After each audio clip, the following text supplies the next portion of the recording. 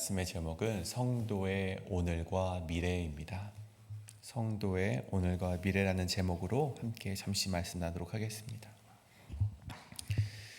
우리가 인생을 되돌아볼 때 이 지나온 시간이 늘 평탄했던 것만은 아닙니다. 어떤 날은 숨이 막힐 만큼 힘들었고, 어떤 순간은 정말 이제는 끝이다 라고 생각했던 순간들이 분명히 있을 것이죠. 하지만 그럼에도 불구하고 지금 이렇게 예배의 자리에 서 있을 수 있는 이유는 무엇입니까? 어떤 이들은 내가 아득바득 버텨왔기 때문이다라고 말할 수 있을지 모르겠지만, 오늘 성경에서는 그것을 가리켜서 여호와께서 우리의 편에 서 계셨기 때문이다라고 고백을 하고 있습니다. 오늘 이 묵상한 우리 함께 읽었던 이 시편은 돌아보니 모든 것이 하나님의 은혜였습니다 라고 고백을 하고 있는 것이죠. 그래서 오늘 우리는 이 본문을 통해서 우리 두 가지를 좀 살펴보고자 합니다.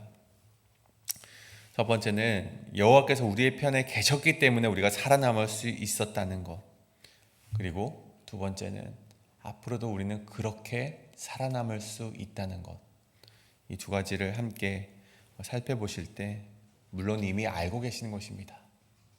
알고 계시는 믿음의 원리이지만 다시금 되새기면서 다시금 그러한 신앙으로 오늘을 살아가시는 저와 여러분이 되시기를 간절히 소원합니다. 첫 번째, 오늘 말씀의 첫 번째는 하나님께서 우리 편이라는 것은 현재 진행형이다 라는 것입니다. 하나님께서 우리 편이라는 것은 현재 진행형이다. 오늘 124편은 다윗의 시편이자 성전에 올라가는 노래 중 하나입니다. 이 120편부터 134편까지는요 모두 성전 하나의 노래로서 예루살렘 성전에 절기 때마다 올라갈 때 그때 불리어졌던 노래라는 것이죠. 오늘 124편과 125편 역시 이 절기 때 이스라엘 백성들이 성전으로 올라가면서 불렀던 노래 중 하나라는 것으로 보시면 됩니다. 그렇게 걸어갈 때 이들이 반복했던 구절 중 많은 구절 중 하나가 바로 124편의 1절과 2절이라는 것이죠. 여호와께서 우리 편에 계시지 아니하셨더라면, 여기서 계시지 아니하셨더라면 그는 가정을 하는 것이죠. 하나님께서 우리와 함께 하시지 않았더라면, 하나님께서 우리의 편에 서 계시지 아니하셨더라면 우리는 어떻게 되었을 것이다. 그래서 어떻게 되었을 것이다는 뒤에 나오죠. 4절과 5절과 6절이 기록하듯 결론만 보자면 하나님이 우리와 함께 하시지 않았더라면 적들이 우리를 삼켰을 것이다. 물론 적이라는 것은 적그리스도, 또 아니면은 저 악한 사탄 마귀의 권세들, 경제들, 돈들, 관계들, 어떤 병마들, 그런 것들을 통틀어서 말하는 것입니다. 근데 결국 오늘 시편이 하는 말을 살펴보자면 하나님이 계시지 않았더라면 그런 것들이 우리를 삼켰을 것이다. 달리 말하면 지금 딛고 서 있는 현실이 결국 하나님께서 버텨주셨기 때문에 우리가 살아올 수 있었다라는 고백을 오늘 이스라엘 백성이 끊임없이 고백을 했다는 것입니다. 단순히 과거 사건을 회상하는 것이 아니라 생존 자체가 하나님의 은혜라는 사실을 강조하는 그런 노래가 바로 오늘 124편의 노래라는 것이죠. 여러분, 이 고백은 너무나도 당연한 것처럼 보입니다. 이 고백 누가 모르겠습니까? 하지만 마음으로 그것을 고백하라고 한다면 참으로 어려운 고백이 바로 오늘 이 124편의 고백이지 않을까 좀 말씀을 드리고 싶습니다. 모든 과정을 다 지나고 평안을 누리고 있는 상태의 사람들이라면 이러한 고백을 드리지 못할 이유가 없습니다. 하지만 여러분, 오늘 이 시편의 고백은 모든 것이 끝나고 평안해진 뒤에 우리가 올려드리는 회상의 고백이 아니라는 것입니다. 마치 바닷가에서 그 비치에 누워서 저 바닷가를 바라보면서 그땐 그랬지, 그래도 하나님께서 도와주셨기 때문에 오늘 내가 여기 이렇게 유유자적하게 살아갈 수 있는 건 아니겠어? 그런 말씀이 아니라는 것이죠. 124편의 오늘 이 시인은요, 다윗은요, 여전히 현실의 위협 속에 살고 있었다라는 것입니다. 그리고 이 찬양을, 이 노래를 들려드리는 함께 공동체로서 고백하는 이스라엘 백성 역시 여전히 현실의 어려움 가운데 있다라는 것입니다. 3절에 보면 산채로 삼켰다, 4절에 물에 휩쓸렸다, 5절에 강물이 삼켰다라는 표현의 시제는요, 과거 완료, 예전에 그랬는데 다 끝났어가 아니라 여전히 우리를 집어삼키려고 하는 적들의 위협 속에서, 여전히 우리를 삼키려 하는 그런 위협 속에서 살아가고 있지만 여전히 하나님께서 우리의 편이 되어주신다라는 그런 고백이 바로 124편의 고백이라는 것입니다. 모든 고난이 다 끝난 뒤에 추억담으로, 그래, 하나님께서 나를 그렇게 도와주셨어 라는 고백이 아니라 여전히 하나님은 나를 도와주시고 계신다라는 고백이라는 것이죠. 대부분의 사람들은요, 이 고난이 끝난 다음에야 하나님을 찬송을 하곤 합니다. 하지만 오늘 이 다윗과 이 다윗의 시를 함께 노래하는 이스라엘 백성들은요, 그렇지 않습니다. 하나님이 계시기에 나는 아직도 그리고 앞으로도 살 것이다 라고 고백을 하는, 바로 그리스도인들의 소망이자 믿음의 역설을 노래하고 있다는 것이죠. 다윗은요, 오늘 이 말씀 가운데 이 인생의 위협을 홍수에 비유를 합니다. 왜냐하면 이 고대 근동사회에서 홍수는요, 그들이 통제할 수 없는 그런 재앙이었습니다. 즉 자신들의 힘으로는 도저히 살아날 수 없는 상황을 말하는 것이죠. 여러분, 우리도 그런 것이 마치 있지 않습니까? 갑작스럽게 찾아온 병마, 우리가 손 쓸 수 있습니까? 그럼 갑작스럽게 예기치 않게 다가온 사고들, 관계에 파탄난 관계들, 감당할 수 없는 현실의 많은 무게들이 그럼 갑작스럽게 여러분이 찾아올 때 여러분 그것을 모두 컨트롤할 수 있으십니까? 여러분, 그렇게 우리에게 갑작스럽게 그런 예기치 못한 상황이 우리에게 펼쳐졌을 때 손쉽게 낙담하고 쓰러지고 정말 그것에 정말 원망을 토로하곤 하지만, 여러분 오늘 말씀을 보십시오. 그러한 상황 가운데셔도 만약 하나님이 계시지 아니하셨더라면, 이것은 현재 진행형이라는 고백처럼 그럼에도 불구하고 하나님께서 우리를 도와주실 것이다라는 그런 고백이, 그러한 결단이 담겨있는 고백이 바로 시편 124편의 고백임을 우리는 반드시 기억해야만 한다는 것입니다.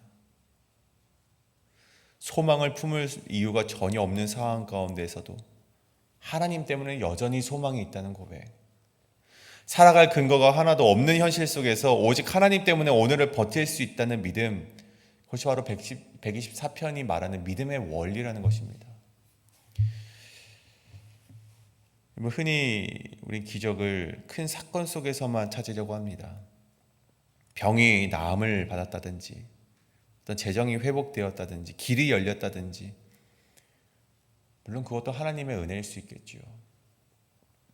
그러나 시편 기자가 말하는 기적은요, 내가 지금 살아있다는 것, 내가 지금 여전히 하나님을 예배하고 있다는 것, 내가 지금까지 무너지지 않고 버텨오고 있다는 것 사실 자체가, 그것이 기적이고 그것이 은혜라는 것을 우리에게 보여주고 있습니다.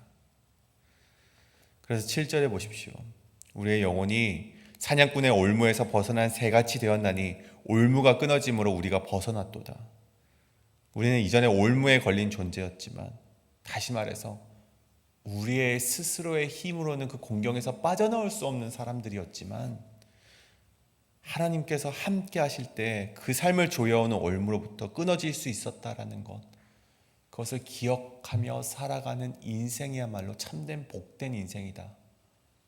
그것을 보여주는 말씀이 바로 124편의 말씀이라는 것입니다. 사랑하는 여러분, 여러분은 지금 어떠한 현실을 지나고 계십니까?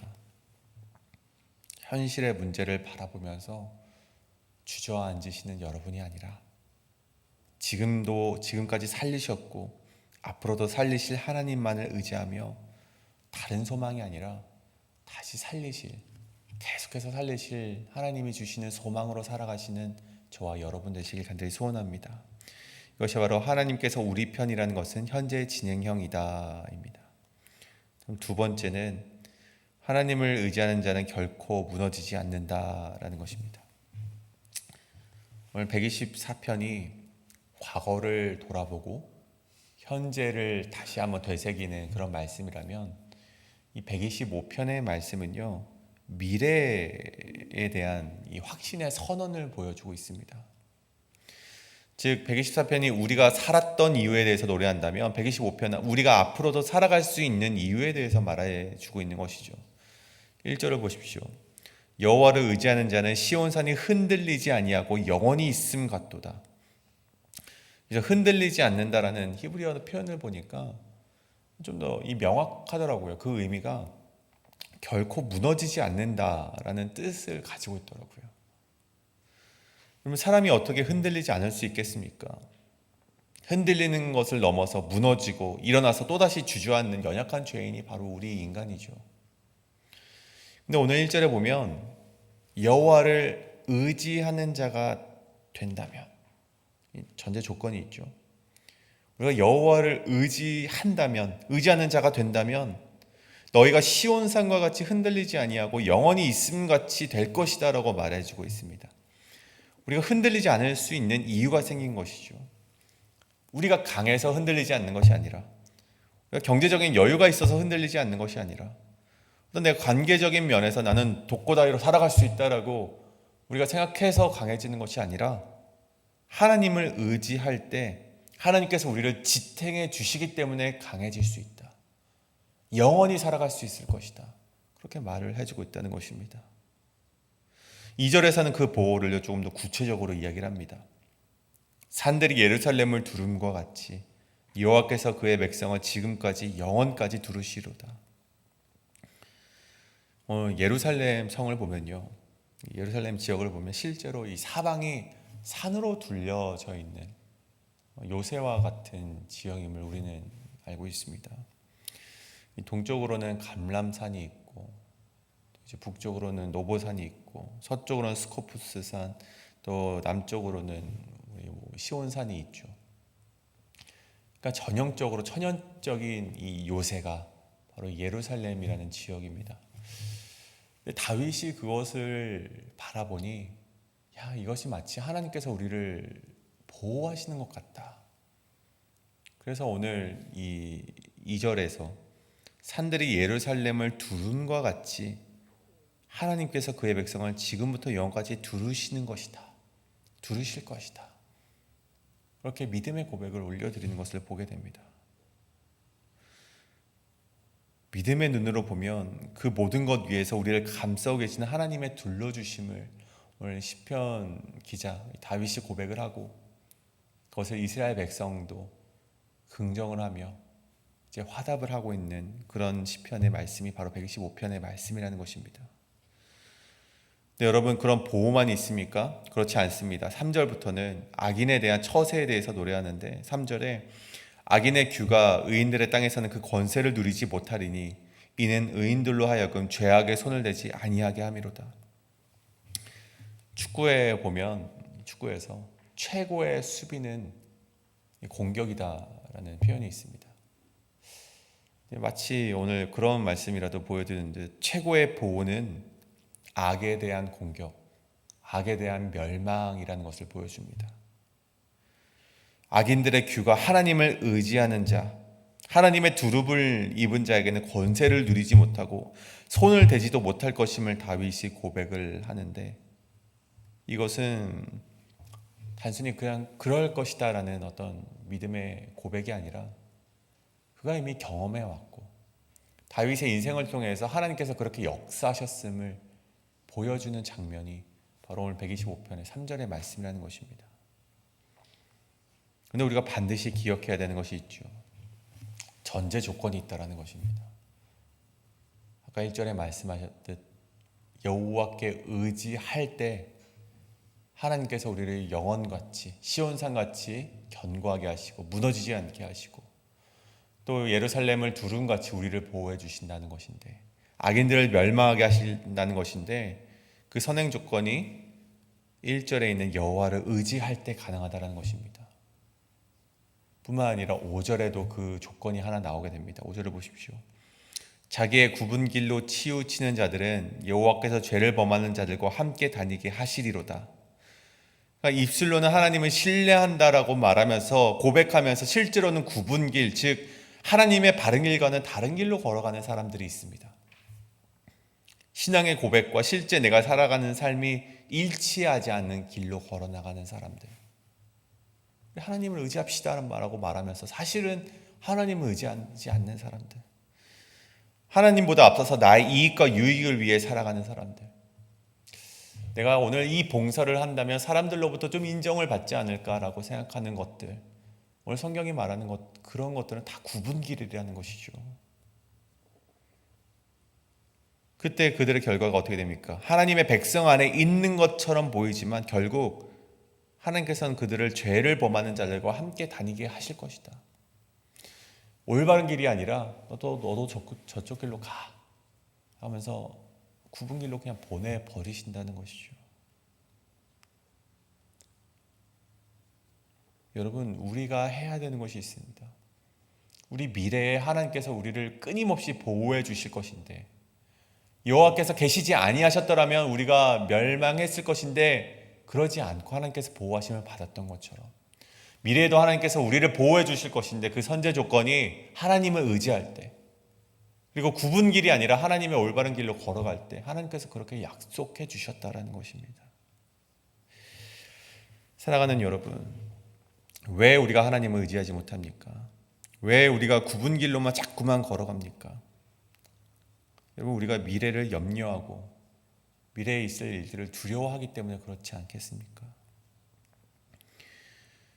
여러분, 물론 우리가 우리의 미래를 염려해서 우리 세우는 많은 계획들이 아무런 도움이 되지 않는 것은 아닙니다. 우리에게 도움이 되죠. 어쩌면 염려와 두려움 때문에 하나님을 더욱 의지하게 하기 때문에 그 염려와 두려움이 꼭 나쁘다고 볼 수만은 없습니다. 하지만 여러분, 하나님을 의지하게 하는 염려만큼만 염려하시는, 하나님을 의지할 수 있도록 있는 그런 두려움만큼만 두려워하시는 여러분이 되시길 바랍니다. 여러분, 염려와 두려움이 너무 심해서 하나님을 넘어서서 하나님이 주신 소명마저도 거절하는 인생이 된다면 여러분, 그것이야말로 굽은 길로 걸어가는 인생의 시작점이라는 것이죠. 여러분, 우리의 삶이 아무리 연약해 보여도 그 길이 불확실하고 두렵고 떨리더라도 여러분, 우리의 입술에서는 하나님 도와주십시오 라는 그런 고백만이 나오기를 간절히 소원합니다. 그때 하나님께서 우리의 방패가 되어주시고 요새가 되어주시고 미래도 하나님께서 채워주시고 보호하시는 그런 끝까지 붙들어 주심의 은혜가 여러분의 삶 가운데 펼쳐질 줄로 믿습니다. 오늘 그래서 우리가 좀 그렇게 기도하며 나아가길 원합니다. 주님, 저를 흔드는 수많은 두려움 앞에서 무너지지 않게 하시고 굽은 길에 눈을 돌리지 않게 하시며 많은 두려움과 염려 속에서도 오직 하나님만을 의지하는 내가 되게 하여 주시옵소서. 나를 이제껏 살리셨듯 앞으로도 하나님만을 의지하게 싸우니 나를 살려주시옵소서 라는 그런 고백이 우리가 다 아는 고백일지언정 오늘 새벽에도 끊임없이 그런 고백을 하나님께 올려드리는 여러분이 되셔서 하나님께서 여러분의 인생을 이끌어 가시는 그런 놀라운 역사가 오늘도 이어지기를 간절히 소원합니다. 우리 그런 마음으로 이 시간 함께 기도하도록 하겠습니다. 기도합니다.